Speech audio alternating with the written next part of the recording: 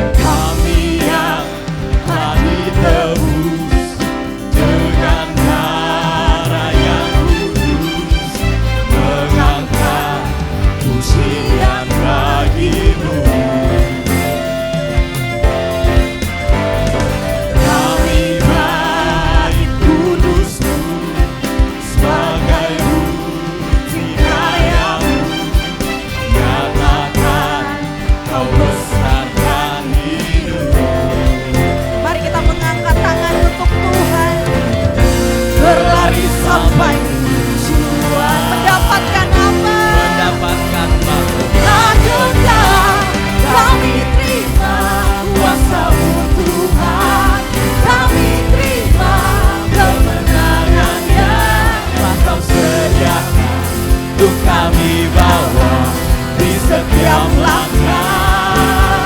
Dimanapun kami berdiri, kemanapun kami kan pergi, di situ pasti mujizat kan terjadi. Mari kita menyanyi dan menari untuk Tuhan hari ini.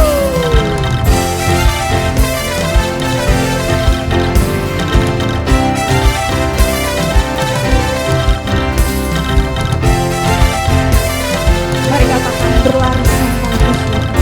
berlari sampai tujuan, mendapatkan mahkota.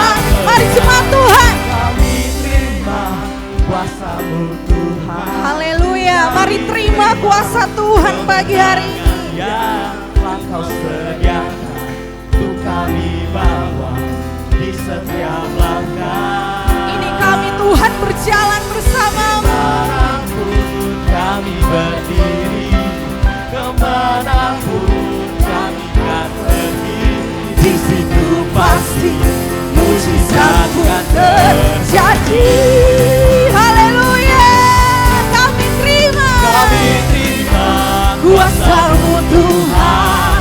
Kami terima kemenangan yang telah Kau sediakan untuk kami bawa di setiap langkah. Dimanapun kami berdiri, kemanapun kami kan pergi, di situ pasti mujizat kan terjadi. Mari kita imani, di situ pasti mujizat terjadi. Di situ pasti mujizat kan terjadi. Sekali lagi katakan, di situ pasti mujizat terjadi. Di situ pasti mujizat kan terjadi. Haleluya. Mari kita sorak-sorai kemuliaan bagi Allah kita. Kuasa-Mu tak membawa apapun juga saat Ku datang ke dunia. Ku tinggal semua pada akhirnya saat Ku kembali ke surga. Inilah yang Ku punya, hati sebagai hamba yang mau taat dan setia padamu Bapa. Kemanapun Ku bawa, hati yang menyembah dalam roh dan kebenaran sampai selamanya. Sekali lagi, inilah yang kami Tuhan. Inilah yang Ku punya, hati sebagai hamba yang mau taat dan setia padamu Bapa. Kemanapun Ku bawa, hati yang menyembah dalam roh dan kebenaran sampai selamanya. Sekali lagi kita angkat pujian ini. Katakan bersama-sama, inilah yang kami punya Tuhan, hati sebagai hamba. Inilah yang ku Punya hati sebagai hamba. kami mau menyembah-Mu Tuhan, yang mau taat dan setia pada. Biarlah lewat pujian ini Tuhan, kami deklarasikan isi hati kami Tuhan. Hati yang menyembah, yang mau dan kebenaran sampai selamanya. Inilah hati kami Tuhan. Inilah yang Ku punya, hati sebagai hamba yang mau taat dan setia padamu Bapa.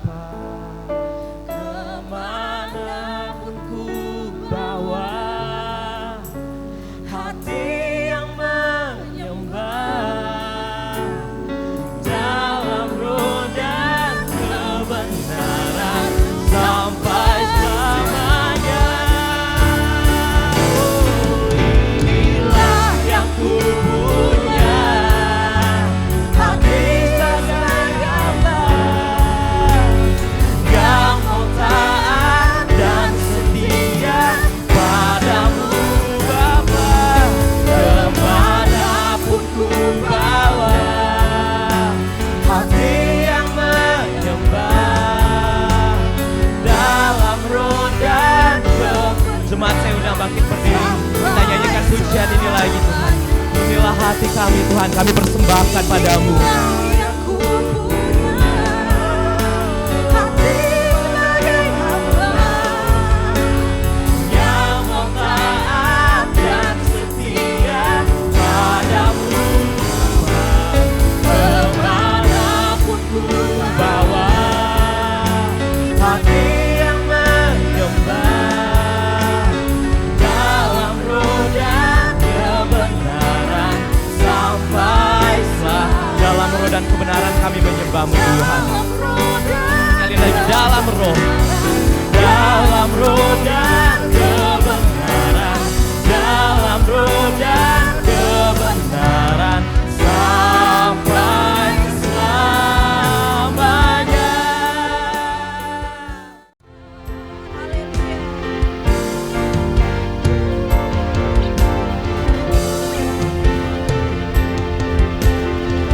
bersama jemaat Tuhan. Tak akan pernah sesali mengiring Yesus sepanjang hidupku, lewati lembah air mata, saksikan kemuliaan-Mu dinyatakan. Berapapun harga yang harus ku bayar, ku kan tetap setia melayani, mengasihi-Mu, mengiring-Mu seumur hidupku. Janji-Mu kan tetap ku pegang teguh, sampai ku dapat mahkota kehidupan.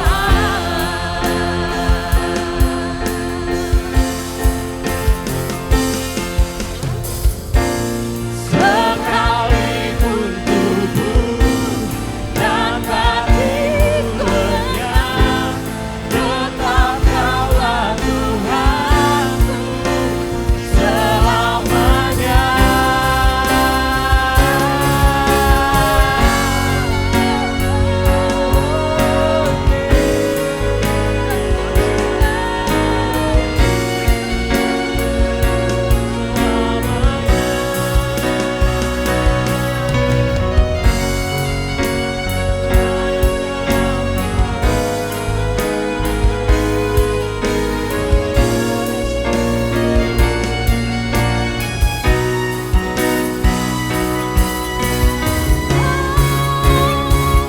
Melayani,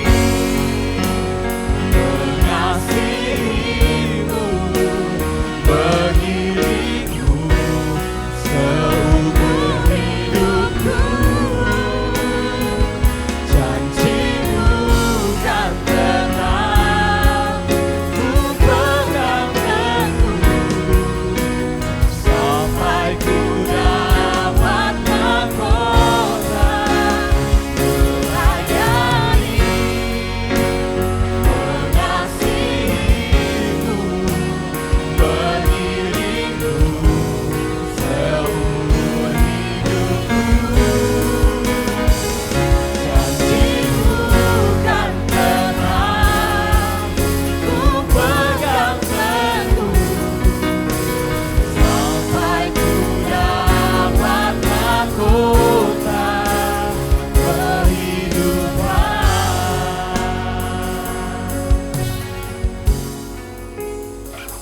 Janji-Mu kan tetap ku pegang teguh, sampai ku dapat mahkota kehidupan.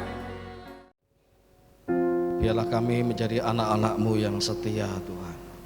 Berapapun harga yang harus kami bayar untuk kesetiaan kami kepada Tuhan, biarlah kami mau membayarnya. Kekuatannya bukan dari kami, tetapi karena Engkau sendiri sudah membayar lunas kami Tuhan.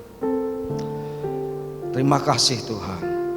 Mahkota kehidupan itu menanti kami sebagai anugerah Tuhan dalam hidup kami ini yang telah Engkau selamatkan. Dari genangan lumpur dosa Engkau angkat kami. Dengan darah-Mu Engkau membasuh kami. Engkau menyucikan kami, membenarkan kami. Dan Engkau menganugerahkan keselamatan itu kepada kami. Hari ini kami mau mendengar berita tentang Injil keselamatan itu. Biarlah hati kami bersuka cita ya Tuhan. Kami membuka hati kami untuk firman-Mu itu. Berfirmanlah, kami mau mendengarnya. Biarlah hamba-Mu dan seluruh jemaat disertai, diberkati dengan Roh Kudus supaya dapat memahami kehendak-Mu ini ya Tuhan. Di dalam nama Tuhan Yesus kami berdoa. Amin. Silakan duduk Bapak Ibu sekalian yang dikasihi oleh Tuhan. Puji nama Tuhan, Shalom Bapak Ibu.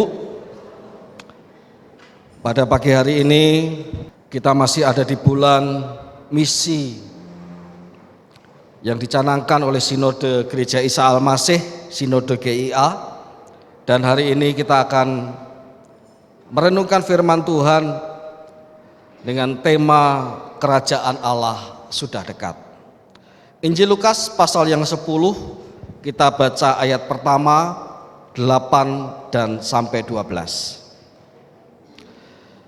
Injil Lukas pasal 10 kita baca ayat pertama, kemudian ayat 8 sampai 12. Demikian firman Tuhan. Kemudian daripada itu Tuhan menunjuk 70 murid yang lain, lalu mengutus mereka berdua-dua mendahuluinya ke setiap kota dan tempat yang hendak dikunjunginya. Ayat 8 sampai 12. Dan jikalau kamu masuk ke dalam sebuah kota dan kamu diterima di situ, makanlah apa yang dihidangkan kepadamu dan sembuhkanlah orang-orang sakit yang ada di situ, dan katakanlah kepada mereka, kerajaan Allah sudah dekat padamu. Tetapi jikalau kamu masuk ke dalam sebuah kota dan kamu tidak diterima di situ, pergilah ke jalan-jalan raya kota itu dan serukanlah, juga debu kotamu yang melekat pada kaki kami, kami kebaskan di depanmu. Tetapi ketahuilah ini, kerajaan Allah sudah dekat. Aku berkata kepadamu, pada hari itu Sodom akan lebih ringan tanggungannya daripada kota itu. Puji nama Tuhan, kita sudah membaca dan mendengarkan firman Tuhan. Bapak Ibu sekalian yang dikasihi oleh Tuhan, apa perasaan kita kalau diberitakan kepada kita kerajaan Allah sudah dekat? Bagi sebagian orang akan berkata, aduh, jangan dulu Pak, ini saya sedang merintis pekerjaan dan sudah ada tanda-tanda pekerjaan saya ini prospeknya bagus. Kalau kerajaan Allah datang, lalu saya tidak sempat nikmati kesuksesan dalam pekerjaan saya. Janganlah berita itu disampaikan. Mungkin bagi yang lain ada yang berkata, jangan dulu Pak, saya itu sudah menikah 40 tahun. Selama 40 tahun itu kami tidak pernah akur Pak, suami istri. Ini baru-baru saja kami menikmati pemulihan dari Tuhan. Di usia tua kami justru menikmati indahnya bulan madu. Jangan kerajaan Allah datang dulu Pak. Atau bagi yang lain akan berkata, jangan Pak, saya belum kawin. Jangan, saya belum sempat menikmati keindahan rumah tangga. Bapak Ibu jemaat yang dikasihi oleh Tuhan, Seringkali kita orang-orang percaya, apalagi orang di luar sana, tidak memahami bahwa kerajaan Allah yang diberitakan oleh Yesus Kristus dan sampai sekarang diberitakan oleh gereja-gereja Tuhan adalah kerajaan Allah yang berkesinambungan. Tidak melulu bahwa kerajaan Allah itu berbicara tentang kedatangan Tuhan kedua kali. Memang ya, kerajaan Allah itu akan terwujud pada kerajaan 1000 tahun damai. Mari kita baca surat Wahyu pasal 20 ayat pertama sampai ayat yang ke-6. Surat Wahyu pasal 20 ayat pertama sampai ayat yang ke-6.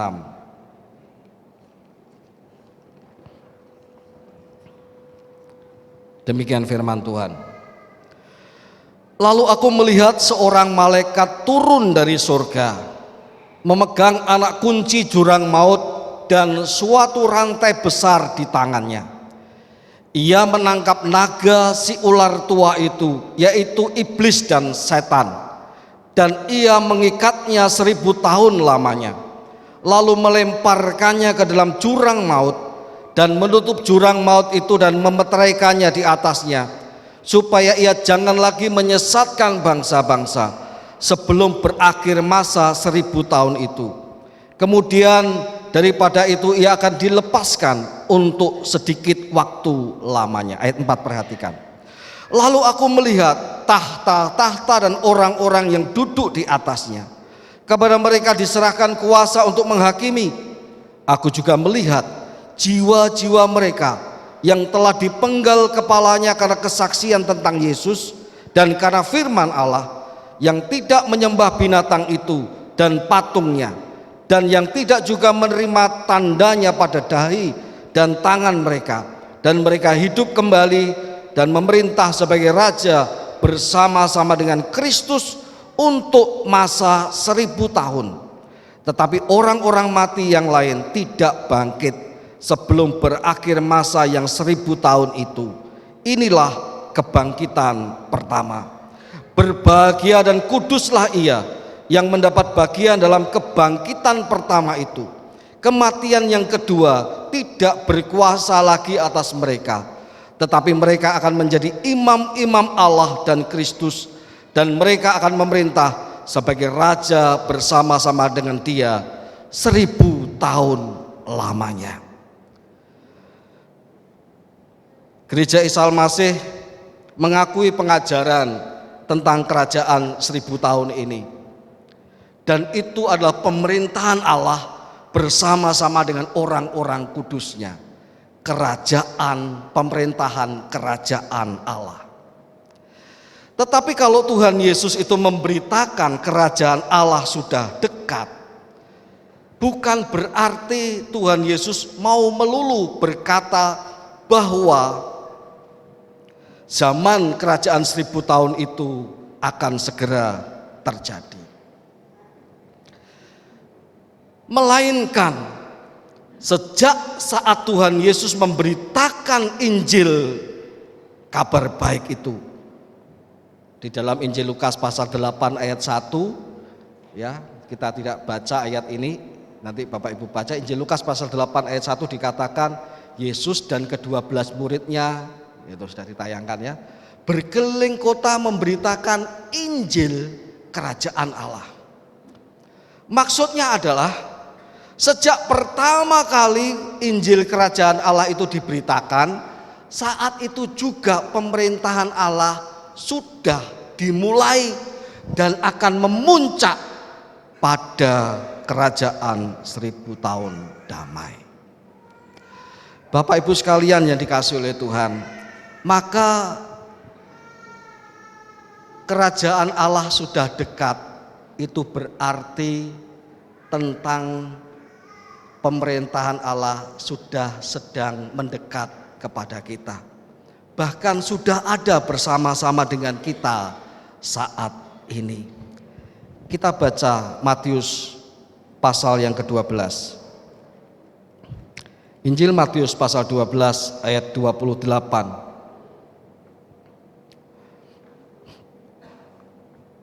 Injil Matius pasal 12 ayat 28. Demikian firman Tuhan. Tetapi jika aku mengusir setan dengan kuasa Roh Allah,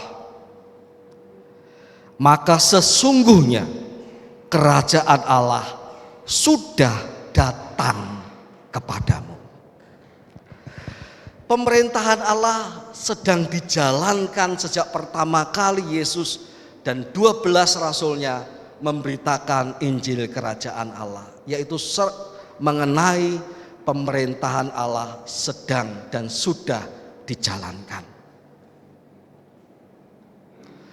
Pemerintahan Allah itu berjalan sepanjang waktu, dari waktu itu sampai nanti kepada kesudahan atau puncaknya pada kerajaan 1000 tahun damai.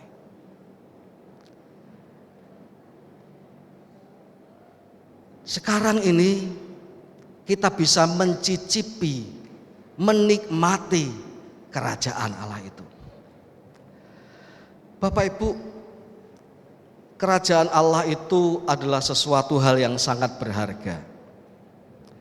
Dalam sebuah perumpamaan, sampai-sampai orang itu menjual ladangnya karena ia menemukan sebuah harta karun. Demikianlah kerajaan Allah. Orang akan meninggalkan, menganggap segala sesuatu tidak berarti demi kerajaan Allah itu. Artinya kerajaan Allah adalah sesuatu berita dan kondisi yang sangat bernilai, yang sangat berharga, lebih berharga dari emas dan perak. Kerajaan Allah yang seperti ini adalah kerajaan Allah yang mahal. Tidak bisa sembarang orang masuk ke dalamnya. Bagi setiap orang yang mau masuk dalam kerajaan Allah itu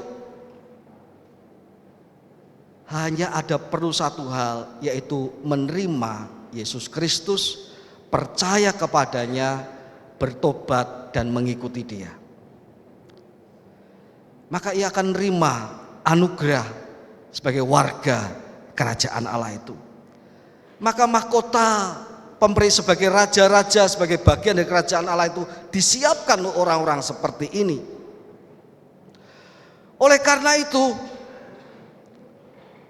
kalau kita sedang memberitakan Injil kerajaan Allah, kita sedang membawa sesuatu yang berharga, Bapak Ibu sekalian. Kalau kita itu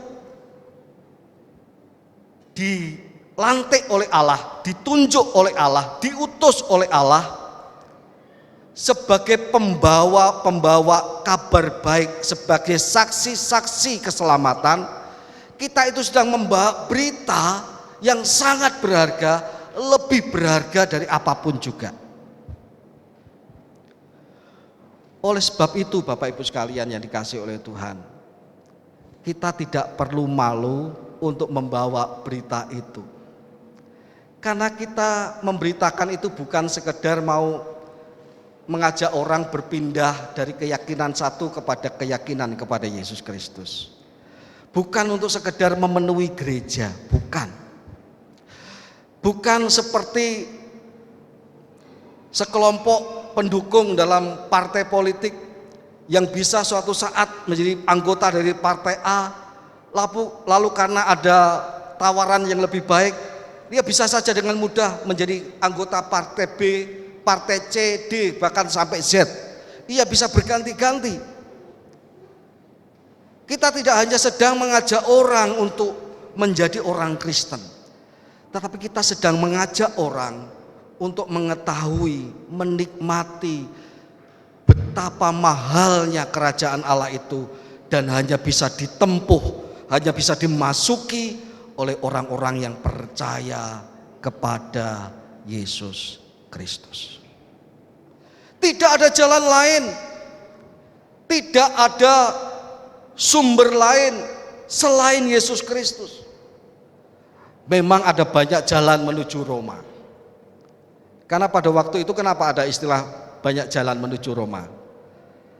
Karena setiap Roma itu menaklukkan sebuah bangsa, Ia akan selalu membuat jalan yang menghubungkan negeri jajahannya akan terhubung kepada kota-kota yang ujungnya sampai ke Roma.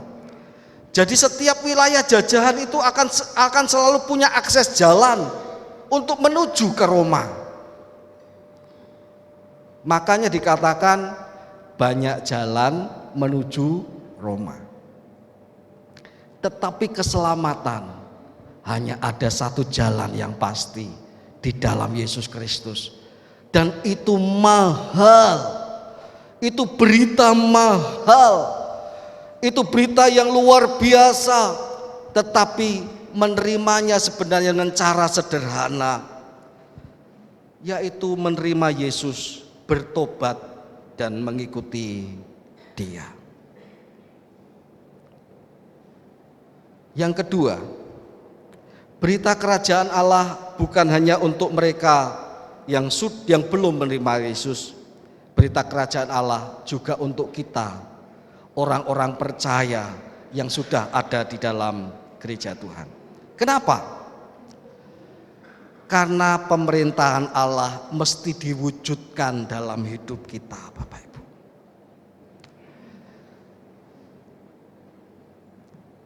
Siapa yang memerintah dalam hidup manusia? Saya membaca buku yang disadur atau ditulis dari latihan rohani yang ditulis oleh Ignatius dari Loyola. Beliau adalah seorang tokoh dari gereja Katolik, Serikat Jesuit. Lalu ada buku yang bukan tulisan beliau, tetapi yang ditulis berdasarkan buku beliau. Di situ dituliskan begini: pada dasarnya manusia itu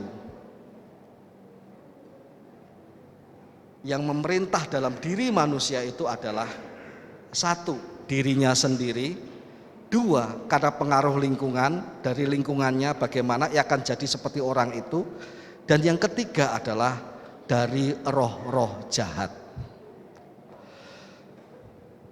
Maka setiap orang yang percaya kepada Kristus tidak hanya tinggal dalam percayaannya. Setiap orang yang percaya kepada Kristus mesti terus diperbaharui. Sama seperti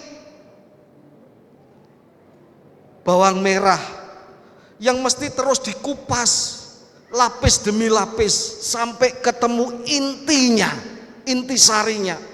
Demikianlah hidup orang percaya itu yang sudah menerima kerajaan Allah itu, ada dalam kerajaan Allah itu, mesti diperbarui hidupnya terus menerus.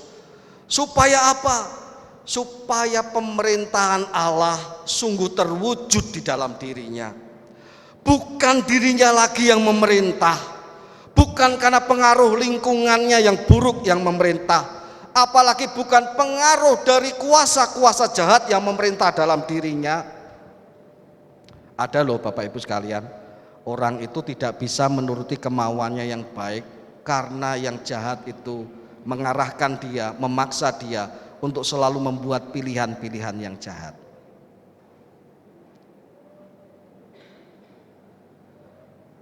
Mesti dibaharui sampai Allah memerintah dalam hidupnya.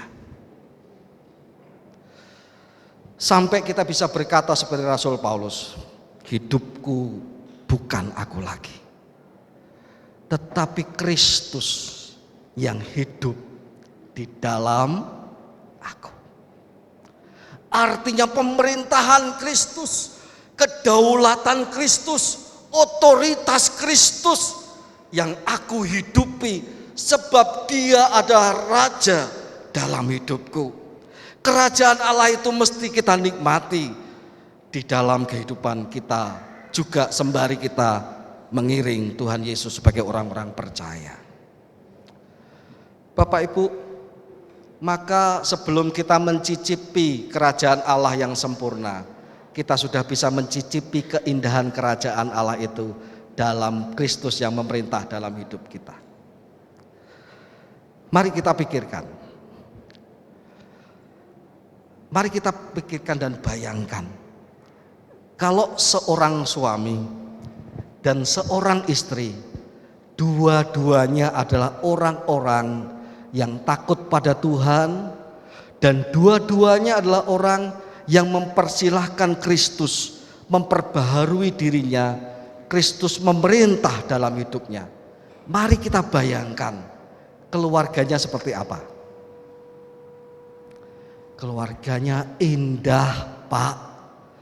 Keluarganya harmonis luar dalam. Kadang-kadang ada orang itu harmonis luarnya saja Bapak Ibu, dalamnya enggak. Ya. Ya. Tampak rukun di depan orang banyak. Kalau ada tamu, waduh, tampak sayang pada istrinya, tampak sayang pada suaminya. Tamu pulang, peperangan dilanjutkan kan gitu ya. Saya pernah dikagetkan seorang tetangga kami yang kemana-mana suami istri ini selalu berdua jalan kemana-mana. Kebetulan bukan orang Kristen.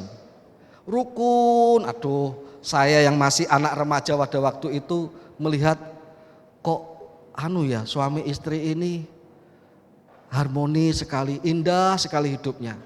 Tapi saya kaget karena di suatu saat suami istri ini tiba-tiba pergi dari rumah itu dan saya mendapat kabar kalau mereka sudah bercerai.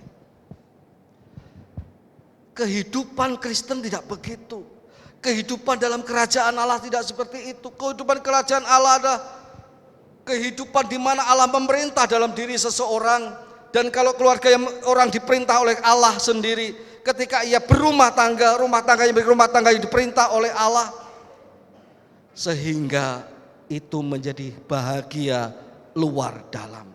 Itu surga belum dinikmati di sana, tapi surga sudah dinikmati di bumi. Bapak Ibu sekalian dikasihi oleh Tuhan, ada orang-orang tertentu yang menghadapi pergumulan-pergumulan. Bisa jadi dalam suami istri itu satunya takut sama Tuhan, satunya enggak. Ya, itu nasib Bapak Ibu. Nasib pilihan. Ya. Bukan berarti tidak bisa dirubah gitu ya. Kadang-kadang apakah saya salah pilih? Tidak, karena kekerasan hati kita seringkali seperti itu. Tetapi ada orang-orang juga yang harus saya tahu. Yang saya tahu ada orang-orang yang dalam situasi seperti itu, entah suami entah istri, ia mengalami kekuatan Allah untuk menanggung semuanya itu. Ia tidak benci kepada pasangannya, tetapi ia mengalami sesuatu hal yang di luar hal-hal yang lazim. Saya percaya sebenarnya kerajaan Allah juga sudah ada di dalam dirinya. Ia tidak terbawa emosinya, ia tidak terbawa oleh kelarutan masalahnya, larut dalam masalahnya. Ia tidak masuk dalam keputusasaan yang membuat ia tidak lagi bisa punya harapan dan juga membuat ia tidak bisa menerima kenyataan. Ia terima kenyataan, tetapi itu semua ia tanggung dengan kekuatan yang datang daripada Allah. Itulah kerajaan Allah. Bapak Ibu sekalian yang dikasihi oleh Tuhan, kalau setiap anak-anak Tuhan, ada setiap anak-anak Tuhan jemaat yang takut akan Allah, yang memerintah Allah memerintah dalam hidupnya, saya bisa bayangkan gereja ini adalah gereja seperti apa. Gereja yang dipenuhi dengan kesatuan, gereja yang dipenuhi dengan kesehatian, gereja yang dipenuhi dengan seia sekata dalam melayani dan mengagungkan Tuhan. Gereja yang dimajukan. Kenapa? Karena ada kesehatian dari orang-orang percaya. Bukan lagi aku yang memerintah, tetapi Kristus yang memerintah dalam hidupku. Ia raja atas hidupku. Bukankah ia pun adalah kepala dari gerejanya? Ia raja dari gerejanya. Ia kepala dari tubuhnya. Bapak Ibu sekalian yang dikasihi oleh Tuhan, karena itu ada dua hal dalam berita yang pertama ini. Kerajaan Allah sudah dekat. Izinkan Allah memperbaharui diri kita, hidup semakin menikmati pemerintahan Allah dalam hidup pribadi kita, keluarga kita, gereja kita, dan juga pekerjaan kita. Yang kedua dari berita yang pertama ini adalah beritakan itu kepada orang lain. Beritakan kepada orang-orang yang belum percaya kepada Tuhan. Sampaikanlah itu kepada dunia. Saya selalu berdoa untuk wakil-wakil kita di dewan, di parlemen, orang-orang percaya yang ada dalam pemerintahan, supaya mereka membawa berita kerajaan Allah itu dimanapun mereka berada. Supaya apa? Supaya itu semakin disebarluaskan, orang bisa menerima dan kemudian menikmati pemerintahan Allah dalam hidupnya. Itu berita yang pertama. Yang kedua, Bapak Ibu sekalian, kerajaan Allah sudah dekat. Artinya adalah bahwa pemerintahan si jahat akan ditaklukkan. Kerajaan Allah bukan bicara kerajaan melawan kerajaan, tidak. Oleh sebab itu tidak pernah ada konsep di dalam kekristenan mendirikan kerajaan Kristen dengan hukum-hukum Kristen, tidak ada itu. Kalau rajanya Kristen, penduduknya mayoritas Kristen ya ada. Tapi konsep negara Kristen itu tidak ada. Karena tidak pernah kerajaan Allah identik dengan kerajaan-kerajaan di muka bumi ini, dengan negara-negara di muka bumi ini. Sebab musuh kerajaan Allah bukanlah kerajaan atau personel atau orang. Musuh kerajaan Allah adalah iblis dan setan-setan atau pemerintahan roh-roh jahat di udara. Kita baca Lukas pasal 10 ayat 18. Lukas pasal 10 ayat 18. Lalu kata Yesus kepada mereka, "Aku melihat iblis jatuh seperti kilat dari langit." Kapan Yesus mengatakan ini? Ketika 70 murid itu kembali kepadanya, lalu bercerita tentang penginjilan, tentang kabar baik yang mereka beritakan. Yesus berkata, "Aku melihat iblis jatuh seperti kilat dari langit." Jadi kalau kita memberitakan kerajaan Allah sudah dekat atau Injil kerajaan Allah, kita itu sedang mengasihi sesama kita manusia, sedang memusuhi si jahat atau iblis. Ingat Efesus pasal 6 ayat 12 berkata, "Sebab perjuangan kita bukan melawan darah dan daging, tetapi melawan pemerintah-pemerintah, melawan penguasa-penguasa, melawan penghulu-penghulu dunia yang gelap ini, roh-roh jahat di udara." Jadi perjuangan kita bukan melawan orang per orang, suku per suku, golongan per golongan.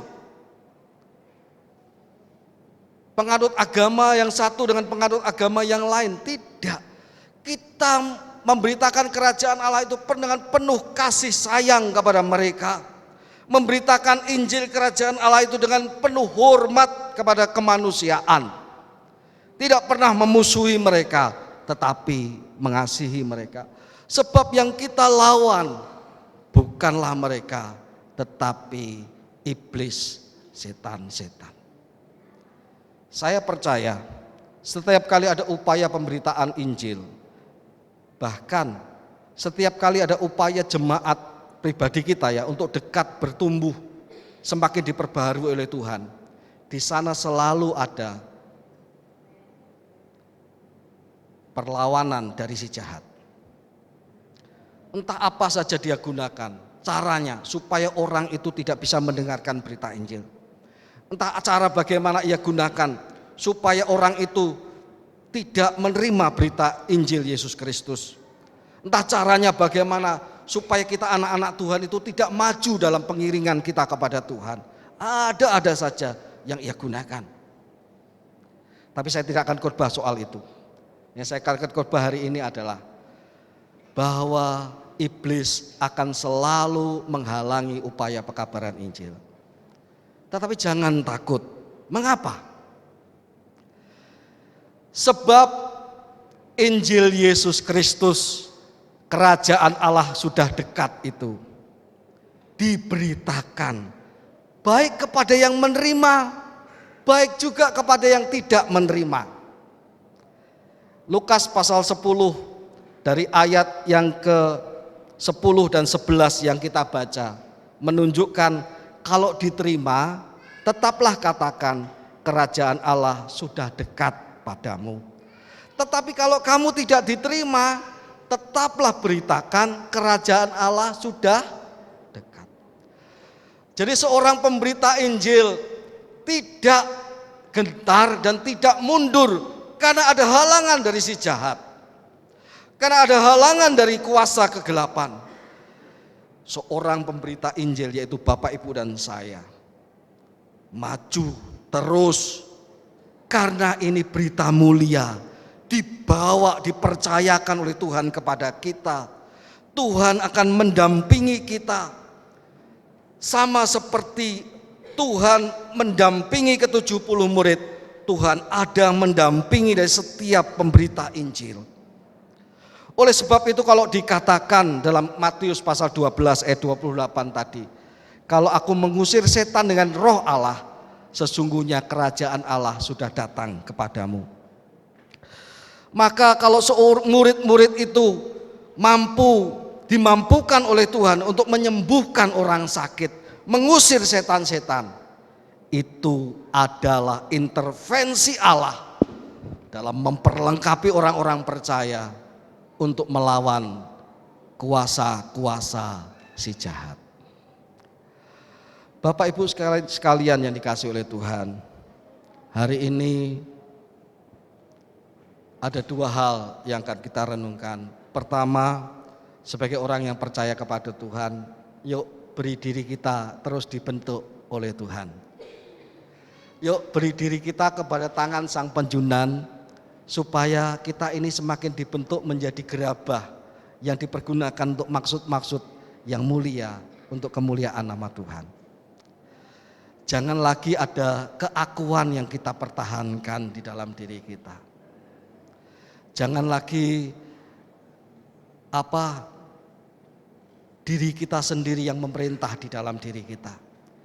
Izinkanlah Allah memerintah dalam hidupmu, maka kita akan menikmati indahnya damai sejahtera Allah dalam hati sanubari kita. Orang yang memerintah dirinya sendiri akan berkecamuk batinnya, hatinya akan berkecamuk, akan bergelora seperti laut yang tak pernah tenang. Tetapi kalau orang diperintah oleh Allah, hidupnya akan mengalami damai sejahtera. Hidupnya akan mengalami ketenangan. Bahkan di masa-masa yang tidak tenang sekalipun, karena Allah memerintah dalam hidupnya, ia dapat tetap mengalami damai sejahtera. Oleh sebab itu dikatakan damai sejahtera yang kutinggalkan tidak seperti yang dunia tinggalkan. Damai sejahtera yang melampaui segala akal. Izinkan Allah memerintah dalam hidup kita. Jangan diri kita lagi. Jangan setan-setan. Jangan yang lain, hanya Allah saja. Izinkan kita diperbaharui oleh firman Tuhan. Yang pertama, yang kedua, dimanapun Bapak Ibu berada, Bapak Ibu adalah utusan-utusan Injil kerajaan Allah, yang harus memberitakan bahwa kerajaan Allah sudah dekat.